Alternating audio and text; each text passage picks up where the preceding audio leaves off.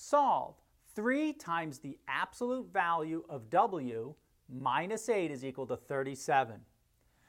We're isolating w. The first step would be to add 8 to both sides. So 3 absolute values of w minus 8 plus 8 is equal to 37 plus 8.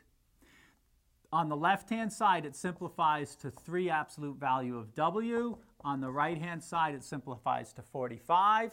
We now need to divide both sides by 3. On the left-hand side, it simplifies. 3 divided by 3 is 1, so we have the absolute value of w, and 45 divided by 3 is 15. What this tells us is that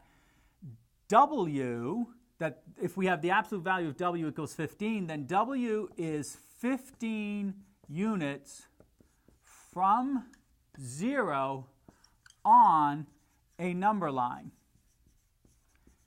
Now, there are 2 numbers that are 15 units from 0. Positive 15 is 15 units from 0, and negative 15 is 15 units from 0. So the solution